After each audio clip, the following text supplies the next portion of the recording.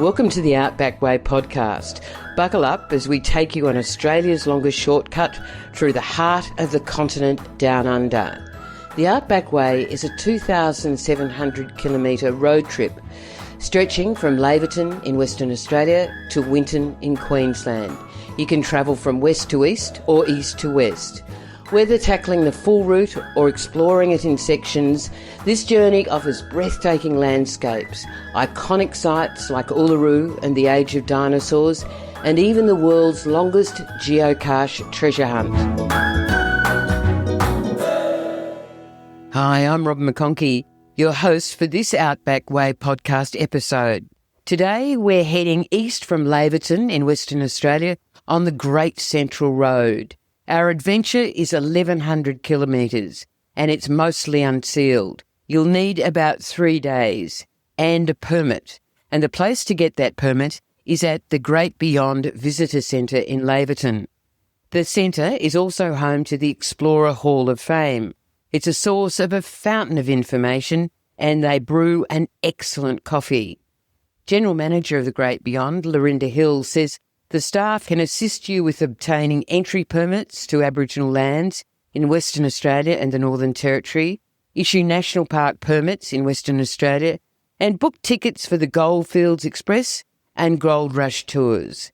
Laurinda is proud of the Great Beyond and says it's equal to any interpretive centre in the country. When all the shires were coming up with the concept of the Outback Way, and Patrick and the Shire President at the time, Murray, they travelled over to all these towns and Bullia and Winton and Harts Range and Alice Springs to sort of say, hey, we've got this concept and we want to get it going.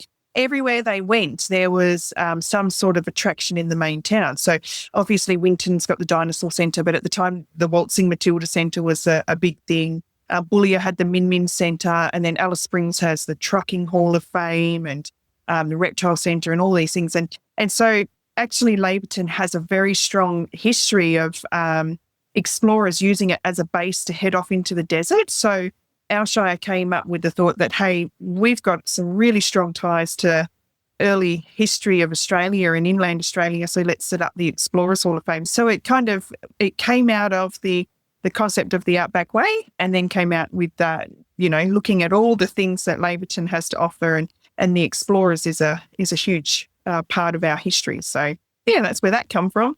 And it's an interpretive centre, so it's it sort of brings to life the characters of the explorers who come through. Some very well-known explorers like John Forrest, and there's some lesser-known explorers.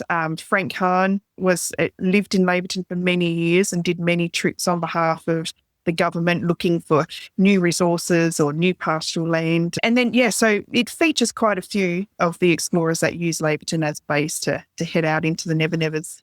And you're in the middle of school holidays at the moment and you're frantically busy. Why do people come to the Great Beyond, apart from a cup of coffee, which Rex Riles says you serve the best coffee in the Goldfields?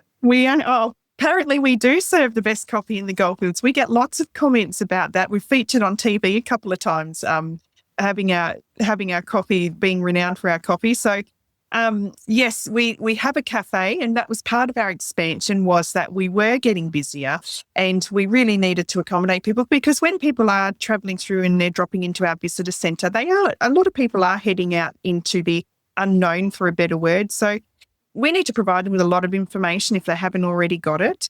A lot of people travel out here just because it's they haven't seen it before. People have done the coast, they've done all the popular spots, and they want to know a bit more about the desert and the desert region and just explore inland Australia. So a lot of people use us to travel through the centre and kick off their bucket list of all the big attractions. When you talk about information, what are most of the questions people ask you about?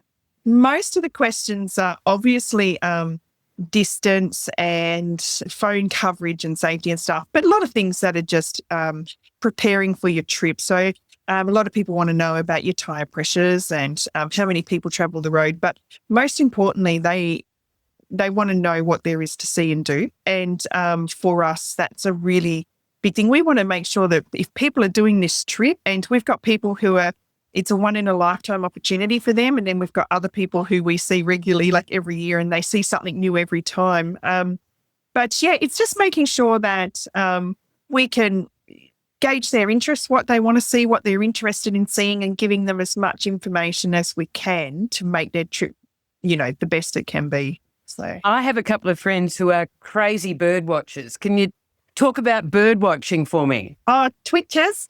We get a lot of twitchers out in the desert, and it's amazing because you think out in the desert you would see just your regular finches and budgies and stuff, but actually Laverton is right on the edge of the Great Victoria Desert. So it sort of starts very close to Laverton, and it's a really good breeding ground for some of the water birds. So they come out and they nest in certain times of the year on some of our dry salt lakes where they're a bit protected from predators, and then they fly back to the water, to their other lakes or to the oceans and stuff. So there's so many birds and stuff. But if we were to suggest some places, we would definitely suggest Giles Breakaway. Giles Breakaway is an all-rounder great spot. So it's a must-see along the Outback Way for a number of reasons. The landscape, the camping, the sunsets, the birds. There's a few rock holes very close by, so it's beautiful to wake up to all the birds in the bush. But there's a few other places that are really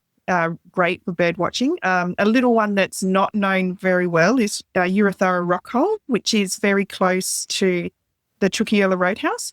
It's a little hidden gem, and you sort of, it's just marked by a parking bay sign, and you head into a little track in there, and the bird life in there is just amazing. It's on the top of a ridge, and so we were out there just late last year, and we had finches, budgies, there was hawks out there was an eagle's nest, and a lot of other birds. I'm not really well known with my birds, but there was definitely some different sounds out there to what we normally hear.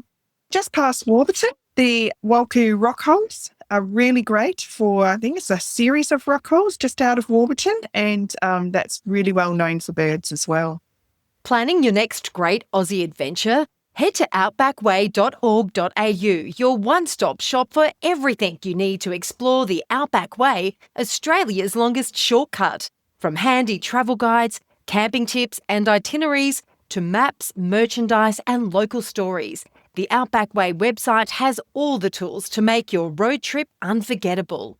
Whether you're a seasoned traveller or a first-time explorer, get inspired, get informed and get going. Visit outbackway.org.au today and start your journey across the heart of Australia. I went to Western Australia to see the wildflowers. Now, When is wildflower season, and is it good on the Great Central Road? Oh, it's amazing on the Great Central Road. August and September would be the best times to see wildflowers. They generally start coming out July. You might get a few in October, but if you want to see the best displays, it's generally August, September. There's such a varied range because I don't know if you know, but the Outback Way from start to finish goes through 10 different biogeographic regions. And so even just between Laverton and Uluru, you go through 3 different bioregions. So you see 3 different sort of landscapes. The sturt peas are just amazing. And there's a really well-known spot around Cosmo Newbury where you will just see them for kilometres and kilometres. Very, very impressive. And then there is the smaller wildflowers like your cornflowers and your daisies, your everlastings and things like that. They really do put on a pretty spectacular show. But a little bit later in the year, you also get the acacias. So bright clumps of yellows and grevilleas with the desert grevilleas are bright oranges. People think you're going out into the desert, but actually it's really quite green and beautiful. Grass trees are another one. And Indigenous culture. This is a really important part, particularly on the Great Central Road as you are travelling through Aboriginal lands. The Great Central Road in particular, that component of the Outback Way is actually just an Aboriginal story in itself. So you will notice as you're travelling along that you're basically following the route of water supply. There's so many rock holes along the way, and when you look at the maps and you look, and this would have been a route that Aboriginal people would have used to traverse the land. But when you're travelling along, a lot of the places of interest, really good Aboriginal history of that region. There's some really good signage, but we really encourage people to stop in at the art galleries because Laverton has an amazing art gallery, the Laverton Outback Aboriginal Gallery. It's amazing. The Warburton community has the largest community-owned art collection in Australia, so that's something that they're really proud of. And you can go in there and see the stories through their artwork there, and also up at Warrakuna Roadhouse. But apart from actually art pieces in the galleries, you can see rock art along the road. There's a few places that are accessible, like behind Chukiula Roadhouse. The Chukiula Caves are pretty spectacular, and they're only 5 kilometres from the roadhouse that you can take a little detour to go and see. But even just generally talking to people along your trips, communities, they're very happy to share their culture and their stories as you're travelling along. What's the best way to respect the Indigenous community and their culture? Definitely by sort of following the rules that are outlined on your permit. So when you get a permit, there'll be a whole series of rules there, but it's definitely just asking before you do things. So if you are wanting to take a photo, or if you're wanting to sort of find out a bit more information, just asking if it's okay to do that would be your first best approach. Yeah, definitely. We've been through bird watching, we've been through wildflowers, we've been through Indigenous culture, but what about these explorers? When you're travelling the Outback Way, you do end up following or crossing over quite a few explorer routes.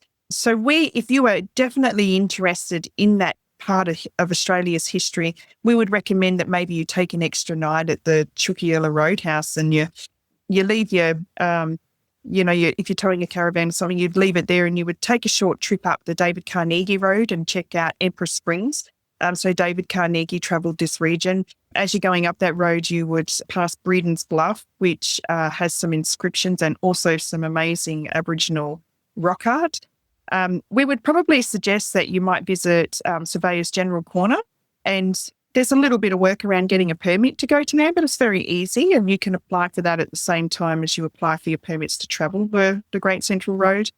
We would suggest visiting Lassiter's Cave and finding out that fascinating story. And we'd probably show you a few spots where Len Bedell, has got his plaques, and where the gun barrel comes into the Great Central, and he crosses over quite a few times along the Great Central. So if the early explorers is your fascination and you want to learn more, if you go into the Explorers Hall of Fame while you're in Laverton, if you come in and see us and go through the Hall of Fame, it kind of pieces it all together. Like as you're travelling along the Great Central, you'll pick up things that you might have seen or heard in the museum, and you'll be like, oh, I heard about this. I know this spot. So I definitely, if early history is your thing, I definitely recommend we find some spots where. And apart from a cup of coffee at Laverton, at the Great Beyond, at the Chukiula Roadhouse, you can get a very special hamburger.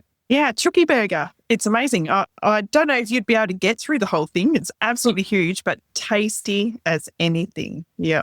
Looking for your next great Aussie road trip? Join the world's longest treasure hunt on the Outback Way Geocache Trail. With over 32 hidden caches across 2,700 kilometres from Winton to Laverton, it's a great way to explore Australia's red heart. Grab your official geocache kit from our online store at outbackway.org.au. It's got everything you need to get started.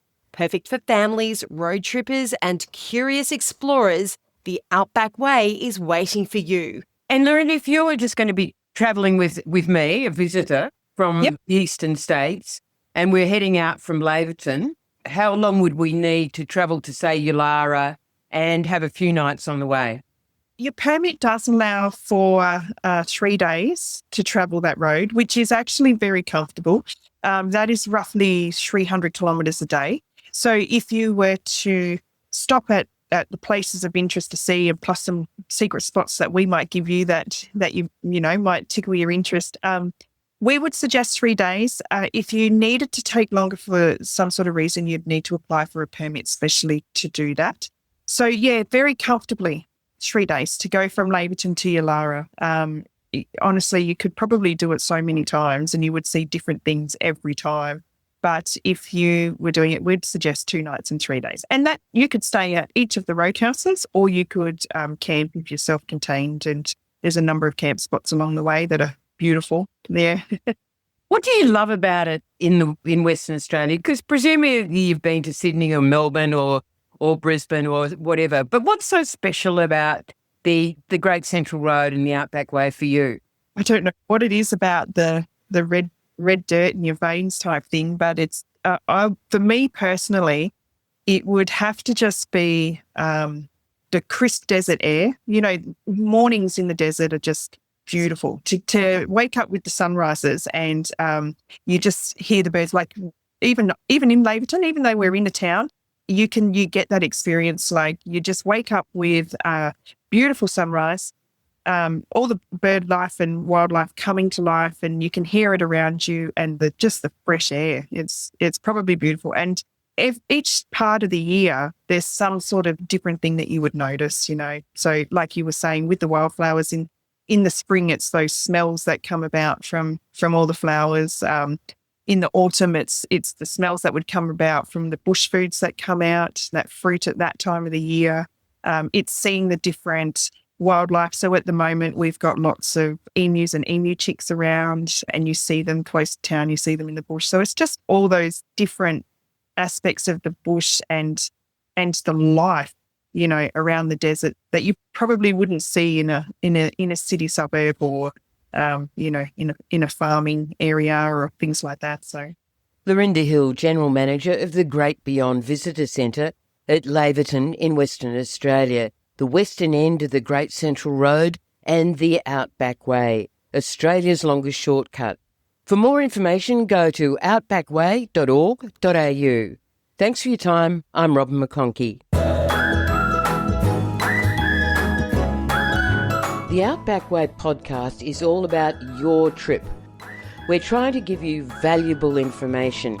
And for more information on the Outback Way, head to outbackway.org.au. You can catch us on Facebook and Instagram. Enjoy your trip.